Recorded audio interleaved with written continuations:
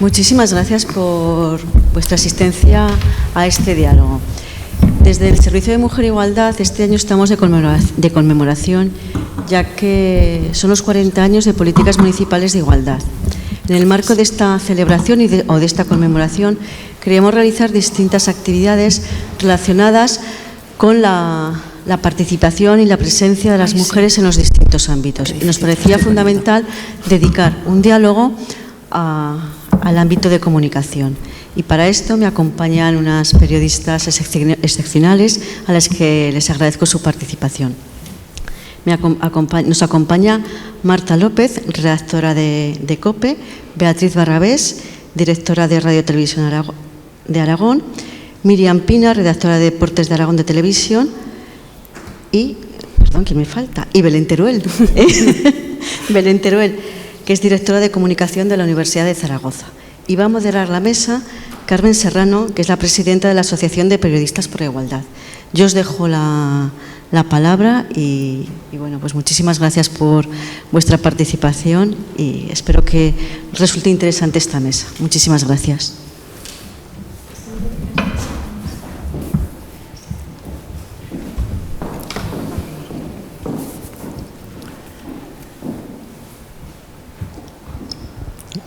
Sí, ya se oye. Muchas gracias, Ana, y muchas gracias al Ayuntamiento de Zaragoza por tener en cuenta el ámbito de la comunicación, ya que, bueno, entendemos el periodismo como un bien público y toda la ciudadanía es destinataria y tiene todo el derecho a saber y a exigir un periodismo digno.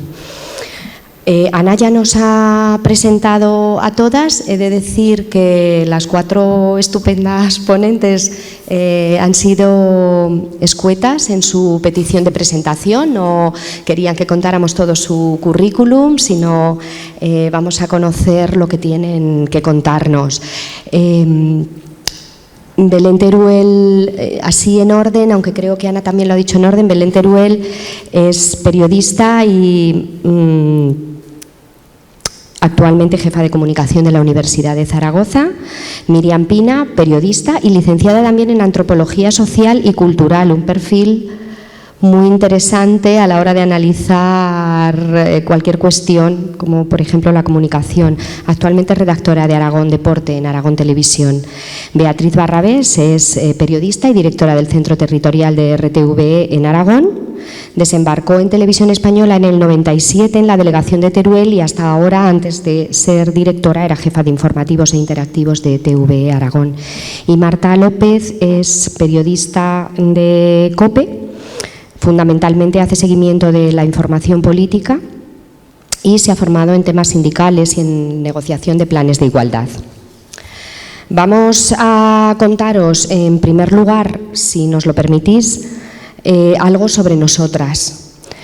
Las redacciones de los medios de comunicación están muy feminizadas, somos muchísimas mujeres en las redacciones y, sin embargo, los altos cargos son ocupados por hombres en su mayoría. Las mujeres, como en todos los ámbitos, básicamente en la pareja nos dedicamos a los cuidados, en la pareja, en la familia. Somos tradicionalmente cuidadoras, con lo cual surgen muchos problemas de conciliación y, bueno, nuestras 4 invitadas lo viven en sus propias carnes. Marta, bueno, tú seguro que de esto tienes mucho que decir. Bueno, no sé si se escucha. ¿Está? ¿No está? ¿Se escucha? Sí, perfecto, perdón. Hay una cosa muy importante, lo que decía Carmen, y es que efectivamente las redacciones en general están muy feminizadas. Pero cuando llegas a los puestos de arriba cuesta encontrar mujeres, aunque aquí tenemos algunas honrosísimas excepciones, afortunadamente, ¿no? En los planes de igualdad de las empresas se hace siempre un diagnóstico previo de la situación y allí se incluye una encuesta entre la plantilla. Y yo quiero poner a modo de ejemplo, bueno, son percepciones, pero es importante, ¿vale? Porque vamos a poner una empresa de comunicación X, se pregunta acerca de ¿Existen las mismas oportunidades de acceso a puestos directivos? Más de la mitad de los hombres piensa que sí, solo 1 de cada 4 mujeres lo cree. ¿Hay sensibilidad en materia de igualdad de oportunidades? El 60% de los hombres cree que sí, en las mujeres el 36%. Y le damos una vuelta de tuerca. Cuando se añade la variable de la conciliación, que esto es el kit de la cuestión muchas veces, es decir, si se puede promocionar igual cuando te has acogido a una medida de este tipo, solo el 15% de las mujeres cree que sí. Estamos hablando de una empresa de comunicación. Y voy a recordar un dato, que es que el 82% de las reducciones de jornada las tienen mujeres, con lo cual esa doble vertiente de profesional y madre, ese rol de cuidados hace que lastre muchas veces nuestra carrera profesional. No somos una isla, esto pasa en todos los sectores. Si preguntamos si se favorece el acceso a la conciliación de forma corresponsable, por ejemplo, pues casi la mitad de los hombres cree que sí. ¿Sabéis cuántas mujeres lo creen? Un 26%. Reitero, son opiniones, pero la diferencia es muy significativa, y si vamos a realidades, por ejemplo, retribuciones económicas, es decir, al final, ¿cuánto nos estamos llevando a nuestra casa, ¿no? En la franja retributiva más alta, los mayores sueldos, incluyendo todos los complementos, se concentran un 60% de los hombres y un 48% de las mujeres, es decir, hay una diferencia vertical del 12% en esos puestos. No llegamos igual a esos puestos mejor retribuidos, y ahí es donde hay que preguntarse por qué. Yo le quería preguntar a Belén cómo se vive esta situación fuera de las redacciones, en un contexto como el tuyo, actualmente en un gabinete de comunicación de la universidad. Buenas tardes a todos y gracias por venir, sobre todo en un viernes tarde a estas horas, eso en primer lugar. Y segundo, ya contestando a Carmen, a ver, en un gabinete de comunicación muchas veces funciona como una pequeña redacción, tanto para el lugar donde trabajas, es decir, hacer la comunicación interna de tu gente, y también la relación con los medios. Generalmente en las instituciones hay más meritocracia, por lo tanto los méritos se valoran más, pero también es verdad que, aunque eso es cierto, es más difícil el acceso para la mujer. Y, por ejemplo, en estos momentos en las universidades, más de la mitad de los estudiantes de las universidades españolas son mujeres. Sin embargo, tan solo un 25% aproximadamente son catedráticas. El otro 75% son catedráticos. Con lo cual, cuando tú haces esa información interna o esas cositas para tu newsletter interna, boletín diario interno y demás, pues tiene mucha más representación los hombres, porque claro, hacen cosas más llamativas, que se publican en revistas científicas, porque generalmente el investigador principal es el catedrático, por lo tanto hay mucha más representación. Aunque luego su equipo esté conformado sobre todo por mujeres, muchas veces en ese titular o en ese enlace aparece el nombre del hombre. Entonces, eso irá cambiando, porque efectivamente, como digo, en las instituciones se cuida mucho esa igualdad y desde hace tiempo, y se hacen muchas cosas por la igualdad, entonces eso va cambiando, pero hay una tendencia que arrastramos. Claro, hace X años, pues en vez de un 25% de catedráticas, habría un 7%. Entonces, dentro de X años ya será mayor, pero en estos momentos es así. Entonces, nosotros en el Gabinete de Comunicación de la Universidad estamos haciendo un esfuerzo importante porque haya opinión de mujeres. ¿Qué me refiero con esto? Habitualmente en las tertulias, cuando pedís expertos los medios y demás, generalmente, por lo que digo, porque en los puestos de mayor representatividad en la universidad están, pues eso, los catedráticos, los eméritos, hay más hombre que mujer, es muy fácil acudir a un hombre.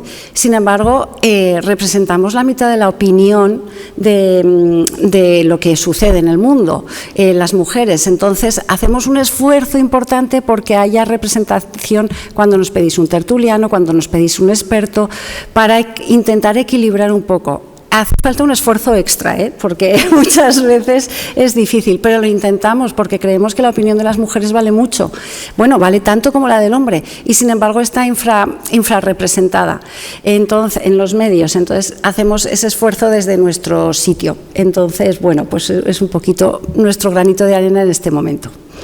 Veis que es como en todas las empresas del mundo, desigualdad salarial muchas veces, techo de cristal.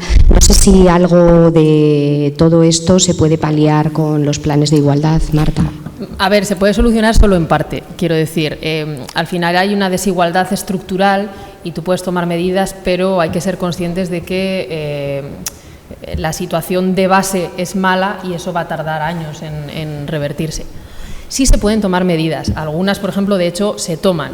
Se pueden pactar medidas para que si en un ascenso tenemos solamente candidatos con O, pues pactar que Recursos Humanos tenga que dedicar un tiempo X pues a buscar perfiles de mujeres para ese puesto.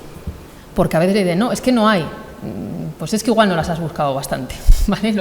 Igual que comentaba Belén, dice, bueno, es más fácil acudir a un experto porque al final tiramos de esa agenda que va un poco por inercia. Bueno, pues en esto muchas veces también, porque además es la pescadilla que se muerde la cola, es decir, en los puestos de arriba suele haber más hombres, en las directivas de recursos humanos también suele haber más hombres y entonces cuando llega el momento de promocionar, de ascender, se crea una red de relaciones en la que al final, bueno, pues todo queda un poco endógeno. Entonces, hay veces hay que forzar un poco a buscar otros perfiles para que todos y todas tengamos las mismas oportunidades, ¿no? Ante perfiles iguales, por ejemplo, pues favorecer el candidato del sexo menos representado, que normalmente en los puestos de arriba suele ser la mujer. Y aparte de favorecer de verdad la conciliación, porque al final lo que nos damos cuenta en esta profesión tenemos unos horarios bastante imposibles en general y eso cualquiera de mis compañeras lo sabe. Yo vengo del mundo de la radio, estuve antes en prensa escrita y es muy difícil compaginar a veces una vida familiar, perdonadme la expresión entre comillas, normal, con unos horarios pues que no lo son. Se sale muy tarde de trabajar muchas veces, en fin. Entonces, si las empresas de comunicación, en este caso, se tomaran en serio el tema de la conciliación y no se penalizara la promoción y el ascenso a determinados puestos cuando te acoges a esas medidas, pues a lo mejor, teniendo en cuenta que las mujeres somos mayoritariamente quienes nos acogemos a esas medidas, pues a lo mejor se paliaría en parte, ¿no? Es decir, bueno, se pueden hacer cosas. Se pueden hacer y bueno, y se han ido haciendo en los últimos años, no sin esfuerzo. Esta situación ha ido mejorando un poquito. Tenemos un ejemplo en la mesa. Beatriz es directora de Televisión Española en Aragón, pero no sabemos, Beatriz, si el reconocimiento a las mujeres periodistas ha crecido en su propio entorno, en las empresas periodísticas, o no es oro todo lo que reluce. Bueno, a ver, en primer lugar, buenas tardes y muchas gracias por estar aquí. Claro, la realidad que yo vivo es la realidad de un medio público de titularidad estatal, que somos Radio Televisión Española y EFE. Nosotros estamos por ley obligados a tener una serie de mecanismos en los que nos autorregulamos en temas de igualdad. Es decir, en el 2017 nació el Observatorio de Igualdad de RTV y en el 2020 la Guía de Igualdad. Bueno, entonces, legislar, las normas, todo ayuda. De hecho, está demostrado que en esos lugares, en esos países en los que existe una legislación a favor de la presencia de la mujer, se avanza más, pero lo que está claro es que esto es cultural. Entonces, en mi opinión, es imparable. O sea, la presencia de la mujer en el ámbito público en condición de igualdad con el hombre es algo imparable, porque somos muchas las que nos lo creemos y está empezando a haber bastantes hombres que se lo creen, desde luego. Entonces, el hecho de que sea imparable no significa que sea fácil, ni muchísimo menos. Hay que ir, el género es una construcción cultural que se puede ir cambiando, ¿no? Y de hecho se va cambiando. Ponemos un ejemplo. Hay una norma, y yo como directora la he vivido, que ha cambiado, y es la paternidad. El permiso por paternidad ha hecho muchísimo bien a las mujeres, muchísimo bien, porque yo, desde que soy directora, llevo 2 años, he tenido que buscar sustitutos a hombres en sus puestos de trabajo por coger permiso de paternidad. O sea, ya no ves a la mujer en edad de tener hijos como alguien que, cuidado, no la voy a contratar porque igual se queda mal. No, eso ya no es así, porque ellos también se cogen el permiso de paternidad. Eso es fundamental. O sea, es decir, que es que el hecho de regular, el hecho de poner el foco es muy importante. Y eso por un lado, ¿no? Por el lado de la legislación. Por el lado del periodismo, nosotros somos los que ponemos el foco en las informaciones, en el sentido de, bueno, estabais hablando, es que claro, el periodismo y la igualdad se pueden tomar desde muchos puntos de vista. Si hablamos desde el punto de vista estrictamente periodístico, lo que decía Belén de las Fuentes es fundamental, el hacernos una agenda de expertas a las que recurramos, porque lo habitual es recurrir a los que siempre han estado allí.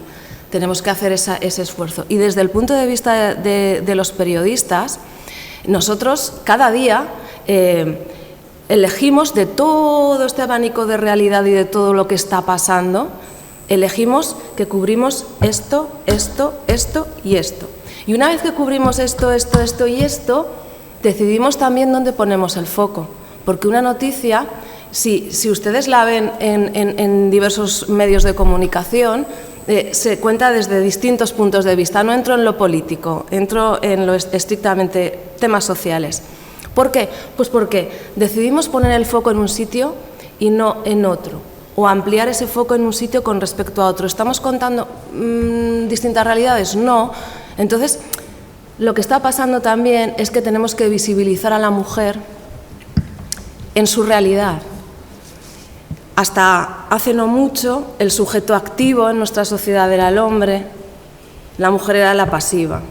En estos momentos las mujeres estamos actuando en pie de igualdad con los hombres, y nuestra responsabilidad como medios de comunicación es mostrarnos a las mujeres en nuestra realidad, que es mucha, no es solo las de los cuidados, no, es mucha realidad. Entonces, bueno.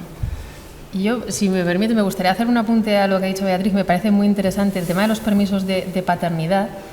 Efectivamente, eso ha sido una revolución, ese concepto de no la contrato porque es que en cualquier momento. Luego hay que ver qué pasa después. Cuando hablamos de cuidados corresponsables, ya, claro. Claro, es verdad que lo que hay que cambiar es la percepción social, quiero decir, que nos lo creamos nosotras y que se lo crean también ellos, porque claro, esto si no, solas no podemos hacerlo. Por eso es cultural, por eso te digo que hay que cambiar mentalidades, no solo leyes. Claro. Y luego, cuando hablabas de transmitir la imagen, claro, sí, es verdad que el estereotipo y al final la realidad ahora, esperemos que dentro de un tiempo no, que verdaderamente esos cuidados sean corresponsables de verdad. Ahora mismo quien asume mayoritariamente ese rol de cuidados es la mujer, y en la función de los medios de comunicación creo que es importante también cuidar el lenguaje y cómo contamos las cosas para revertir determinadas realidades. Y pongo un ejemplo que pasó la semana pasada en el debate del Estado de la Comunidad, una portavoz X, hablando de las listas de espera sanitaria, decía, porque lo que las madres quieren es que cuando piden cita para el pediatra de sus hijos, es que eso se está transmitiendo en los medios. Y quien dice eso dice muchos otros clichés. Entonces, es muy importante que nosotras y los medios de comunicación transmitamos también esos valores, porque al final nosotros estamos construyendo imagen social, y si perpetuamos esa imagen, las cosas serán mucho más difíciles de cambiar. Si una portavoz dice eso, tú tienes que... Sí, no, claro, es la portavoz la que tiene que cambiar su... Evidentemente, pero a eso me refiero, que cuando se dice eso se está transmitiendo un cliché, y quiero decir que nosotros como medios tenemos que tratar de evitar cometer el mismo error, que muchas veces damos por hecho cuando redactamos nuestras informaciones. A veces es fácil, hay un estereotipo muy común en los médicos y las enfermeras. ¿Cuántas veces hemos dicho esto en nuestras informaciones? Es difícil cambiar el lenguaje, es complicado. No hablar solo de ciudadanos, sino hablar de ciudadanía, por ejemplo. El lenguaje cuenta cosas, lo que no se nombra no existe, y ahí los medios de comunicación tenemos una labor muy importante para transmitir y construir ese lenguaje y esa realidad que transmita que efectivamente somos el 50% de la población y estamos ahí. No somos una minoría, somos el 50% de la población. Desde luego es mucho lo que se puede hacer desde el periodismo para lograr esa igualdad entre mujeres y hombres. Estamos convencidas de ello, pero eso, no sin esfuerzo. A la Asociación de Periodistas por la Igualdad nos interesa mucho esa imagen que damos de las mujeres a través de los medios y cómo desde el periodismo podemos ayudar mucho para cambiar las cosas. Ahora, por ejemplo, se están también estamos colonizando espacios que antes estaban reservados a los hombres. Y a lo mejor esto va también empujando un poquito hacia la igualdad por nuestros puntos de vista también. Uno de esos espacios son las secciones de deportes de los medios de comunicación. Miriam Pina creo que nos va a hablar de ello, así dejamos de hablar de nosotras y hablamos ya de cómo como periodistas podemos empujar el camino hacia la igualdad de todas las mujeres del mundo. Miriam, cuando quieras. Bueno, muchas gracias. Gracias por haber venido. Me sumo al agradecimiento de mis compañeras. Si os acordáis, cuando estudiábamos la carrera estaba todo lleno de mujeres y luego en las redacciones no ha habido tantas y bueno, ya no hablemos de cuando decimos en puestos directivos. Sí que creo que una de las parcelas en las que esa presencia femenina ha aumentado considerablemente y donde quizás más se ha notado ese crecimiento, pues es en la sección de deportes, como bien indicaba Carmen. He rescatado un PowerPoint que tenía por ahí de una conferencia que di, a ver si así os puedo explicar pues un poquito la experiencia que tenemos en mi caso en la sección de Aragón Deporte, de Aragón Televisión, donde realmente he pasado de estar yo sola, de verdad os lo digo, hace 10 años estaba yo sola, a pues bueno, ahora hay casi 15 chicas y la verdad es que ha aumentado muchísimo la presencia. Luego ya podemos hablar de temas políticos, de cumplir cuotas y todo esto, ¿no? Pero realmente sí que es verdad que ha aumentado mucho la presencia y también en puestos de importancia. La jefa de Aragón Deporte es una mujer, ahora mismo la presidenta de la Asociación de la Prensa Deportiva de Zaragoza es una mujer, Olga Torres, y hasta hace muy poquito la delegada de marca aquí en Aragón era también una mujer, Sonia Gaudioso. Entonces sí que veo que se han abierto un poco las puertas, pero igual que comentaba antes Marta, nos vemos abocadas todavía a los estereotipos, nos vemos todavía dentro de esos clichés que nos han condenado en ese coto privado de hombres que ha sido durante tanto tiempo y por qué no decirlo con todas las letras, que ha sido un sector bastante machista en ese aspecto. Entonces, bueno, yo os puedo contar, cuando pensáis en una periodista deportiva, lo primero que pensamos es mujer guapa.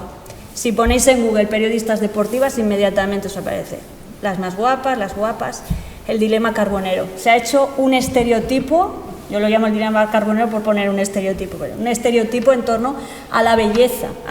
En vez de buscar un capital simbólico, se busca una telegenia y una representación que salte los valores de la belleza. Entonces, por supuesto, son personas muy válidas, pero parece que primeramente siempre se busca que sea una persona que dé bien en pantalla y que sea guapa. Lo primero es que sea guapa. A ver, yo entiendo que hay razones, pues eso, que en la tele la telegenia influye mucho, hay que dar bien en cámara, pero a los hombres, por ejemplo, nos maquillan y tú te pintas como una puerta para hacer un directo. Y ahí está. Entonces realmente sí que es verdad que existe un estereotipo de las periodistas deportivas que, bueno, ya que hemos aumentado el acceso a este sector, bueno, que por lo menos nos dejen trabajar sin sin pensar tanto en nuestro exterior, ¿no? Por así decirlo.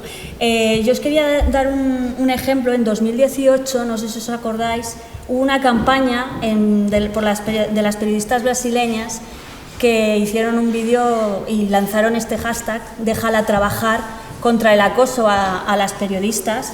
El vídeo no lo he podido insertar, pero hemos hecho un apaño y vamos a verlo un momentito, ahora para que vierais un poco las imágenes, que son impresionantes, impactantes.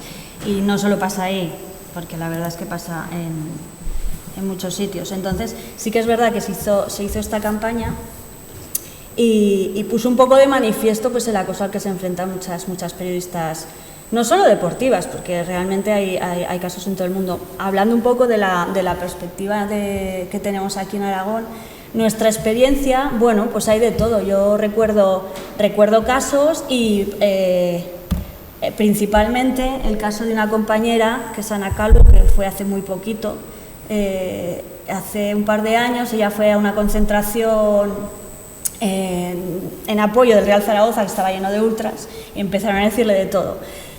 Da la casualidad de que ella estaba por Aragón Press y entonces pues era un encargo de La Sexta y debía llevar micro de La Sexta, y en el momento que vieron el micro de La Sexta se volvieron locos y le empezaron a decir pues de todo: hija de, imbécil, payasa, vete a fregar, ¿qué pintas aquí? Se hizo un comunicado por parte de la Asociación de la Prensa. Yo he hablado hoy con ella para pedirle permiso para contar su momento. Ella dice que estaba grabando con el móvil y todo el mundo se le ponían delante, le gritaban. Y no solo eso, lo más gordo es que después la encontraron en redes sociales y le metieron una que no paraban de acosarla y de decirle barbaridades. Y, por ejemplo, Sonia Gaudioso también se han tenido que, bloquear a mogollón de personas en Twitter, porque es que tiene un montón de haters simplemente por ser mujer y por saber el fútbol, cosa que es que no tiene mayor sentido. No solo en el periodismo deportivo nos hemos encontrado. Si recordáis el caso de los bienes de Sigena, nuestra compañera Marimar Cariñena fue allí a contar en directo cómo lo saca también. Y en el directo contó que dice, nos han llamado de todo, nos han llamado hijos de tal, nos han llamado de tal, y porque vieron el micro. Entonces a veces es que eres el micro que, o sea, representas lo que es tu micro, cosas así, ¿sabes? Entonces no merece la pena muchas veces darle importancia, pero es verdad que puede llegar a afectar. Yo me acuerdo haciendo un directo en un partido de baloncesto, la afición local me empezó a increpar y yo me quedé casi a medio directo, porque al final te puede, ¿no?, la gente. Pero sí que es verdad que en el caso del periodismo deportivo, el que haces aquí, vete a fregar, lo típico que se oía también pues a las mujeres cuando arbitraban, se dice mucho. Y como que se asume el cliché ese también de que, bueno, que ellas no saben o que a ellas no les gusta. Este PowerPoint es de 2018, como os decía, y he puesto unos memes porque coincidió que el día de San Valentín había partido de Champions. Entonces, claro, todas las bromas en internet y todos los memes lo que hacían era decir que, bueno, que ellas solo pensaban en San Valentín y ellos solo pensaban en el fútbol, ¿no? Ellas esperan San Valentín y, ¿cómo le digo que el 14 hay Champions? Pues no sé, no hay un estereotipo que diga que a las mujeres no les puede gustar el deporte o tal, siempre se da por hecho. Y en el caso del periodismo deportivo, quiero decir que no solo a las mujeres periodistas deportivas les gusta el deporte, y muchas otras a las que les gusta. ¿Cuáles son las pegas que tiene? Pues las mismas que tiene el periodismo normal, como ya han comentado las compañeras. Bueno, la economía, que ya sabemos que está muy mal pagado, pero sobre todo ese sacrificio de la vida personal, el horario de trabajo no habitual. En el caso de prensa acabas muy tarde. En mi caso, al ser periodismo deportivo, trabajas todos los fines de semana, todos, excepto el último del año, que no hay liga. Entonces, pues claro, es cuando queda todo el mundo el fin de semana y tú estás ahí trabajando, y luego la conciliación es muy difícil, estás muchas horas allí y para muestra un botón, que aquí está el padre de mis hijos cuidándolos mientras yo estoy aquí, y los abuelos, que muchas veces se tienen que ocupar ellos de los niños porque claro, yo estoy trabajando. Entonces se hace complicado, pero bueno, realmente no solo afecta la visión de la mujer en el periodismo deportivo no solo afecta a las periodistas, es que encima el tratamiento de la información es tremendo. Podéis ver millones de ejemplos de titulares que dan verdadera vergüenza sobre cómo se trata la figura de la mujer a la hora de ofrecer informaciones. Ahí tenemos, por ejemplo, esta chica que ganó una medalla de bronce en las Olimpiadas de Río y en vez de poner su nombre se dice que es la mujer de un jugador de los Bears. Mide 170 centímetros y pesa 98 kilos, una portera sin complejos. Y encima me ponen unos emojis de una hamburguesa, unas patatas fritas. Lo último. Esta es una foto de Mireia Belmonte, que también está puesta muy mala leche. Los mejores culos, su bonita cara, las más guapas, el placaje, las más sexys, así, continuamente. Son noticias que llaman a... Nunca el valor es su trabajo. Claro, y los casos más flagrantes, que son los que han ocurrido hace menos, pues, cuando Carolina Marín, que ya había ganado un título mundial, iba a defenderlo para decir que había tenido un gran año, el titular fue "y hasta se ha echado novio". ¿Perdona? O cuando comentan que Rivas, el hombre que convirtió en oro las rabietas de Carolina, quiere decir que todo el mérito es de su entrenador, no de ella, que no hace nada dándole la raqueta, por supuesto. Recientemente también ha pasado con Paula Badosa, que ha empezado a despuntar en el mundo del tenis, pero claro, todos la conocemos porque es la ex de David Broncano, el de la Resistencia, que inmediatamente, en cuanto se publicó este tuit de La Razón, la tenista ex de David Broncano se clasificó para los cuartos de tal. Enseguida puso un tuit diciendo que estos machistas consideran que para hablar de una de las mejores deportistas del mundo es necesario citarme a mí, que estoy viendo los juegos tumbado en un sofá solo porque soy famoso. Es despreciable, injusto y debe parar ya. Salí inmediatamente a defenderla porque es verdad que definir a una persona, en vez de por sus méritos o por su nombre, por ser la ex o por tener una relación, es tremendo. Ahora solo falta que vayan diciendo la mujer de Juan Betancourt, que es un modelo con el que está ahora, ¿no? Pues eso. Entonces, básicamente, he dejado muchas gracias por si alguien se quiere apuntar mi dirección de correo, pero bueno, básicamente yo lo que creo es que es eso, que ha aumentado mucho la presencia en el sector deportivo, pero queda mucho por andar, igual que en el periodismo de otras áreas. En el sector deportivo queda un decalaje ahí de ese coto privado de los hombres, de ese pequeño cerco machista, que la verdad es que hay que seguir trabajando en ello, porque tanto hacia las periodistas, que siempre hay un paternalismo y una forma de dirigirse a ellas, pues eso, con cierta condescendencia, como que a veces no entendemos, pues tanto en eso como en el tratamiento de la información y de la figura femenina, queda mucho que hacer. Sobre todo, pues por ejemplo, damos muchas noticias de, pues va a haber una árbitra en primera división, va a haber no sé qué. ¿Cuándo llegaremos a la igualdad? El día que eso no sea noticia. Es muy triste, sí, realmente, que el periodismo haya hecho tanto daño a las mujeres. Bueno, en verdad ha sido el machismo a través del periodismo y a través de todas las áreas de nuestra vida, pero ha hecho mucho daño a las mujeres en el mundo del deporte, en todos los ámbitos. Podríamos quedarnos, si te parece bien, Miriam, con la anterior, sí, con esos dos... Con estos, por ejemplo, ejemplos tan ilustrativos. Y hay otro... Hablando de esto, de estos titulares, sí, tan terroríficos, cuando a veces lo planteas, hay gente... A ver, estos son especialmente escandalosos, pero hay veces que pasan un poco más desapercibidos y hay gente que dice, no es para tanto, es que estáis muy pendientes de todo. Y yo siempre digo lo mismo, vamos a titularlo al revés. Es decir, este titular, que en vez de ser de una mujer, fuera de un hombre.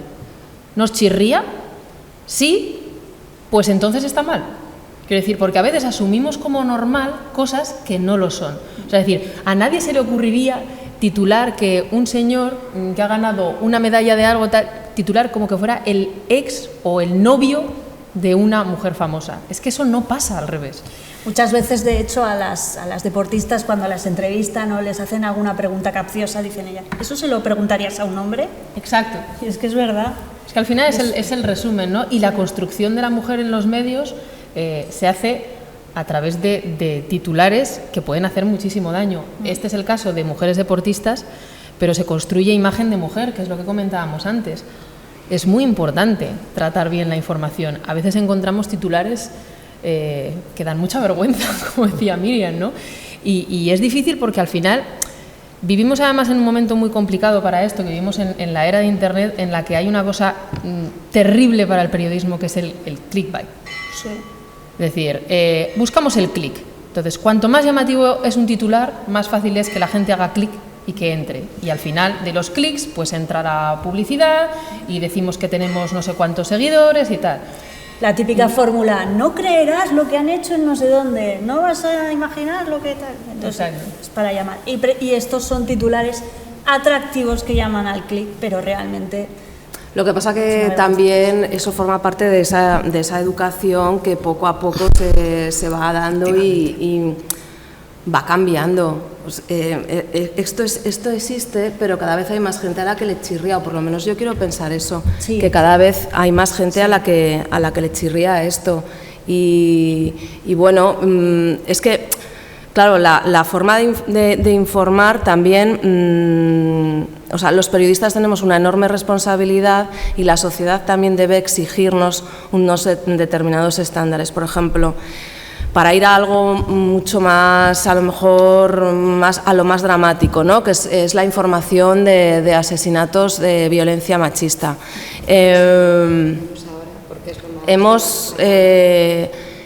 Vemos ahora informaciones de televisión, me centro en la televisión, que hacíamos hace 10 años y realmente nos chirrían. Afortunadamente, nos chirrían. Hay cosas que antes hacíamos y que dábamos por buenas, por poner un ejemplo. Antes se daba información de a una mujer fallecida preguntando a los vecinos. Los vecinos decían, no, pues no parecía tan mal hombre. Pues hombre, a mí me parece... La mujer asesinada. La mujer asesinada, sí, la mujer asesinada. Son formas de afrontar la información que van contando. O sea, efectivamente, si hay unos micromachismos, aunque hay gente a la que no le gustan esas expresiones, pero es la realidad, hay pequeñas circunstancias que se repiten, que no son para tanto, pero unimos un no son para tanto con el otro y con el de más allá y al final son muchos.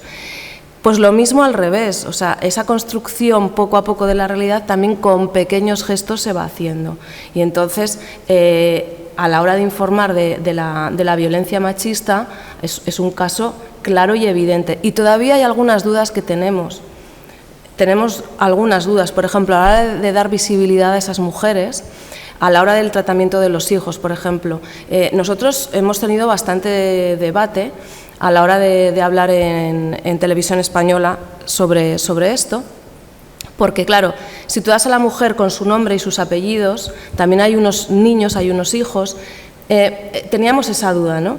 Siempre optamos por ponerle historia a esa mujer a la que han asesinado. Siempre nosotros decimos,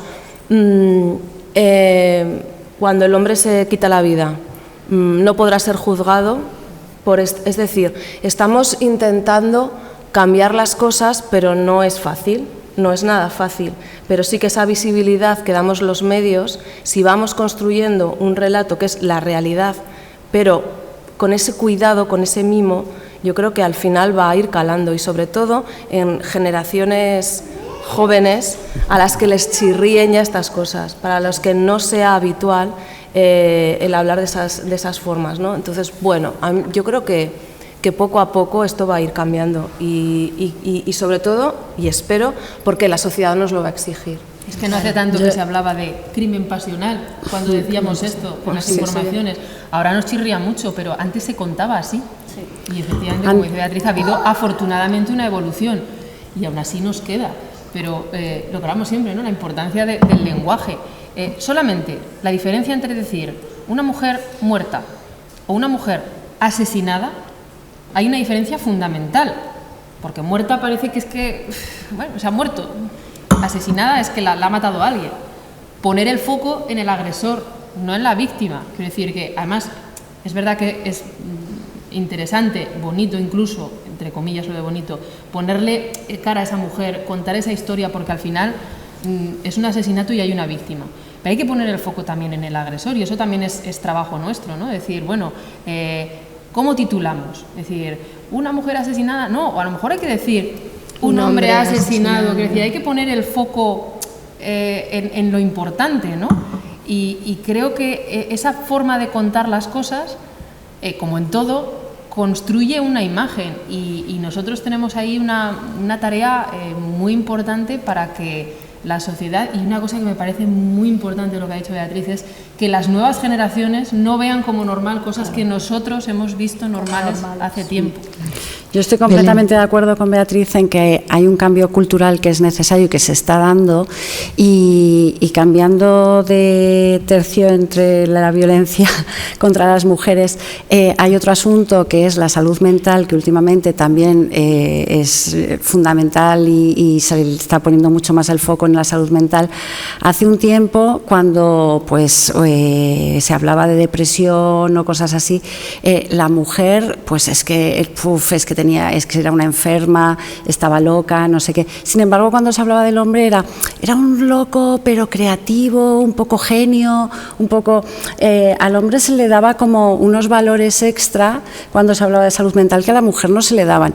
Y yo creo que eso está cambiando, que ahora ya más o menos está, cuando se trata de asuntos de salud mental en la mujer y en el hombre, los periodistas más o menos lo abordamos en igualdad, que antes yo creo que no lo abordábamos en igualdad, y creo que la sociedad también ya lo ve en igualdad. Son esos pasitos que son lentos, claro que son lentos y pequeñitos y tal, pero que poco a poco están llegando y llegarán a más. Yo quiero ser positiva y confiar, y vamos, y es que a lo mejor es solo, bueno, no creo que sea solo mi percepción, yo creo que efectivamente el mundo va hacia ahí. Lo que pasa es que no nos tenemos que relajar, porque es muy fácil dar pasos hacia atrás. Claro, lo importante Entonces hay que estar ahí pendientes todos, claro. Nosotros los periodistas, como transmisores de esas realidades, y la sociedad como quien percibe y recibe esa información.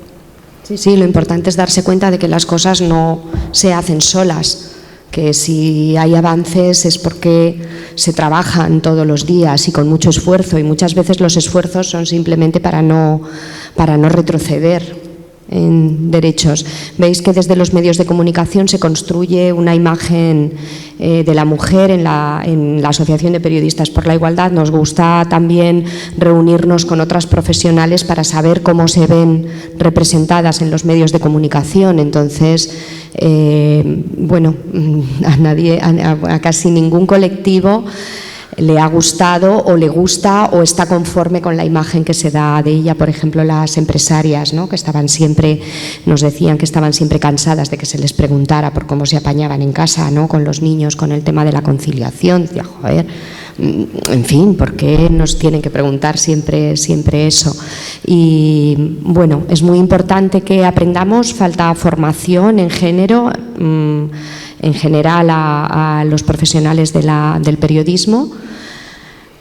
Se me ha olvidado decir desde el principio que interrumpierais cuando quisierais, que podíais hablar y preguntar cuando buenamente quisierais.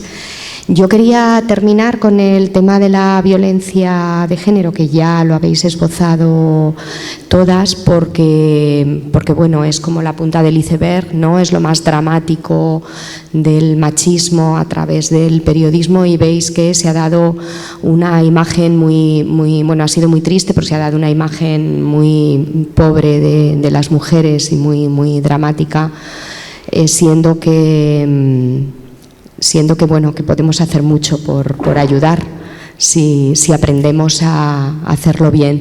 Creo que Radio Televisión Española ha diseñado incluso herramientas para... Sí, como decía al principio, nosotros por ley estamos obligados a autorregularnos, autovigilarnos, con respecto a los temas de igualdad, ¿no? Entonces, se creó el Observatorio de la Igualdad en el 17, la Guía de la Igualdad en 2020, y eso significa, bueno, pues son muchos ejemplos, como os decía, son pasitos pequeños, pero todos juntos se construye una realidad más fiel, ¿no?, a lo que estamos viviendo. Entonces, por ejemplo, las agendas, el sacar a las mujeres, el hacerlas más visibles dentro de sus profesiones y de sus realidades, a la hora de informar sobre violencia de género, esa atención a cómo contamos, el sacar solamente, cuando hablamos de violencia de género, a fuentes autorizadas, es decir, jamás lo que os comentaba de la señora que yo oí, yo ella y tal, sino bueno, delegación del gobierno, policía, guardia civil, el ser más cuidadosos a la hora de sacar el lugar en el que se ha cometido el crimen, el hacer un seguimiento hasta que esa el seguimiento es muy importante, es y muy es importante lo que no suele hacerse. Sí, el presunto. Nos hemos acomplejado mucho en ese sentido y utilizamos el presunto delito. Un delito nunca es presunto. Por ejemplo, la presunta violación. Diciendo la presunta violación, estamos dando a entender que a lo mejor no nos creemos mucho que haya sido una violación. Entonces, ese lenguaje, lo comentabas, es muy importante, porque la gente nos escucha. Es que a veces, cuando entran los periodistas y las periodistas jóvenes en las redacciones, entre paréntesis, nosotros en estos momentos somos casi todo mujeres. De hecho, intento que haya alguna voz masculina porque la necesitamos, equilibrando no encontramos chicos. Pero bueno, cierro el paréntesis y ya no sé por dónde iba. Bueno, que cuando entran las nuevas generaciones en las redacciones, les decimos, pero vamos a ver, ¿tú por qué eres periodista? ¿Por qué has elegido esta profesión? ¿Por qué? Hay gente que enseguida te das cuenta de que le gustan mucho las redes sociales. Entonces, eso con Belén lo hemos hablado mucho. Vamos a ver, el periodismo es antes lo llamaban el cuarto poder, a mí eso no me gusta, pero, ostras, es que si os fijáis en las guerras, en las dictaduras, los periodistas son los primeros que son silenciados. Entonces, tenemos esa enorme obligación de contar la realidad para que haya una sociedad crítica y libre. Es una responsabilidad tan grande la de ser periodistas que, claro, cuando llegan estas nuevas generaciones y les dices, a ver, ¿cuál es vuestro papel? Y claro, dices, ¿sabéis que sois garantes de la democracia? Se quedan así mirando como diciendo, ostras, ¿qué está diciendo? No. Entonces, en el tema que nos trae hoy aquí, que es el de la visibilización, ¿no? de la mujer en su justo término en la sociedad, pues es que queda mucho por hacer, pero yo creo que si vamos construyendo poco a poco, se va cambiando. Es que tenéis que pensar, esta mañana estaba en un acto con periodistas que fueron nuestras maestras y ellas decían, ostras, pero es que no os dais cuenta de lo que se ha cambiado. O sea, esas mujeres periodistas que ahora tienen 60 y tantos, 70 y tantos años, que abrieron camino, que abrieron una brecha enorme en mundos de hombres, pues esas mujeres de las que somos herederas, ostras, tenemos que estar todas muy contentas y seguir abriendo ese camino. Y no sé, es que a mí, claro, bueno, yo vivo mi profesión, me entusiasma muchísimo, entonces es fundamental ser nosotros y nosotras conscientes de lo que somos, de la cantidad de cosas que podemos hacer, y las nuevas generaciones se lo tienen que creer, porque de verdad que desde el periodismo no es que se pueda transformar la realidad, insisto, nosotros mostramos la realidad, pero siempre elegimos qué mostrar. Bueno, es que somos voces autorizadas. Tú que antes decías que cuando cubrís cualquier asunto de violencia contra la mujer vais a las fuentes autorizadas, pues nosotros, los periodistas, somos la fuente autorizada, la voz autorizada. Es que las redes sociales se han saltado ese paso, porque va la persona directamente a la otra, saltándose esa mediación, ese paso intermedio, esa voz autorizada que hasta ahora éramos los periodistas que nos encargábamos de contrastar, porque ahora vas a ese y te crees lo que te dice ese, pero claro, el periodista tiene que contrastar con ese, claro, con ese, con ese y con ese. Entonces, somos tan necesarios. Claro, es que somos voz autorizada.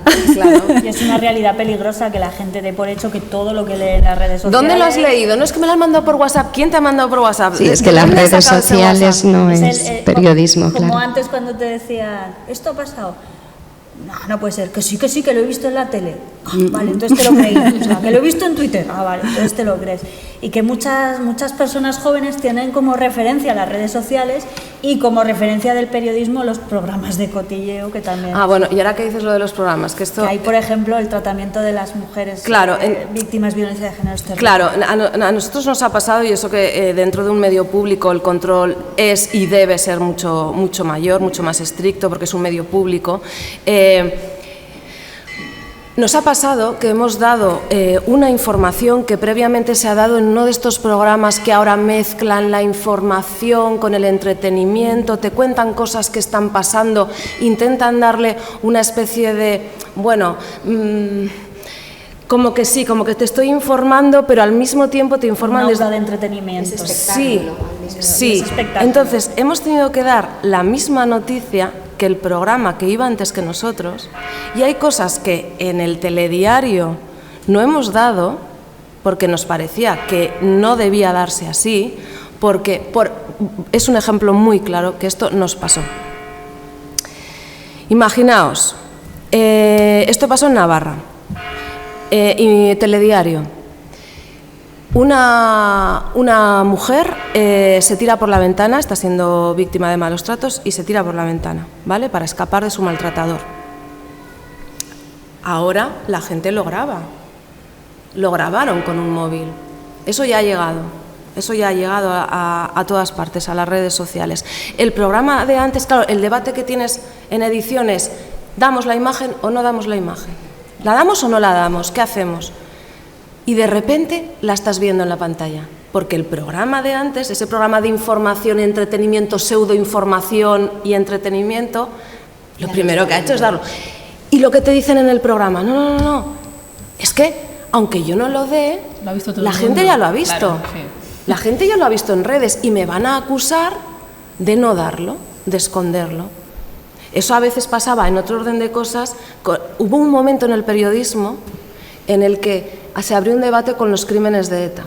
Hubo un momento en el que se dijo, ¿estamos haciendo bien en informar tanto sobre los asesinatos de ETA? Claro, en ese momento se dijo, claro que sí, tenemos que informar con un filtro de profesionalidad, contándole a la gente lo que está pasando, porque ocultar la realidad no lleva más que a momentos muy oscuros. Entonces, en esto pasa lo mismo. Es necesario, se tiene que plantear en las redacciones, ¿es necesario mostrar a la mujer tirándose por la ventana? ¿Es necesario?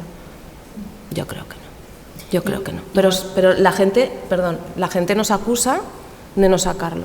¿Y por qué lo han visto antes? Quizás fue con las niñas de Alcácer, como empezó este debate, ¿no? Sobre la emisión o no emisión de imágenes. Es que ese debate es que como ya está en todas partes, este debate lo hemos tenido. Yo creo que este debate se ha dado en todas las redacciones con multitud de casos, porque es que ahora todo el mundo lleva una cámara encima. Sí. Entonces hay imágenes muy duras. Y ese debate te lo tienes que hacer y dices, bueno, lo ha podido ver todo el mundo, ya, pero es que nuestra labor es hacer ese filtro profesional. Entonces hay cosas que a lo mejor no se deben mostrar. No contar la noticia, no, claro que la noticia hay que contarla, pero elegimos cómo contarla. Igual que elegimos qué imagen mostrar y qué imagen no mostrar, decidimos qué contenido dar y qué contenido no dar. Por ejemplo, según a quién. Claro, por ejemplo, un bombardeo de imágenes de ese tipo termina por deshumanizar. Y no solo las imágenes, también las palabras, quiero decir, en los casos de violencia sexual, ¿es necesario de verdad dar determinados detalles para dar una información cuando se ha producido una agresión sexual o una violación? ¿Qué aporta la información? ¿Qué nos da? ¿Aporta más información o ya pasamos simplemente al tema del morbo? Sí, nosotros ese debate lo hemos tenido también a la hora de informar de tribunales. Hubo un año en el que hubo 3 casos juzgados en Zaragoza, los cubrí los 3, sobre mujeres descuartizadas. Claro, evidentemente el primer día das información sobre eso porque es el día en el que después de constituirse el jurado presta declaración el acusado. Vale. El resto de los días son pruebas periciales, son técnicos forenses, son policías, sobre todo los forenses, dando detalles sobre cómo se produjo ese hecho. ¿Es necesario darlo? No es necesario. No es necesario. Entonces, nosotros ya hemos llegado a la conclusión de que en este tipo de juicios, damos el testimonio del acusado, las preguntas que se hacen al acusado.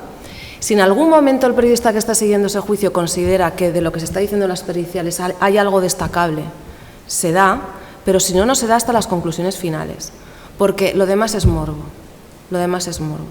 y está pasando. Pues ese morbo se trocea en los programas que nos preceden en la parrilla, ¿no?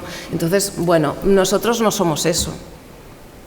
Claro, entonces, cuando la gente elige un informativo serio, y me gusta decir informativo serio para informarse, hombre, pues ya sabe lo que tiene que buscar, lo que tiene que exigir, y oye, y tiene la potestad de cambiar de canal. Ya está. No, desde luego ahora mismo quien no lo hace bien es porque no quiere, porque hay ya muchas guías manuales que te ayudan si tienes dudas, y sobre todo con el tema de la igualdad, de que puedo decir o que no, si estoy contribuyendo a la igualdad o estoy reforzando la desigualdad. Estoy revictimizando. Claro, si estoy revictimizando a una víctima, como durante tanto tiempo se ha hecho. Una víctima de violación, quiero decir, fatal con una mujer asesinada, pero es que una víctima de violación sigue viva y a veces se encuentra en los medios de comunicación detalles de lo que le ha pasado.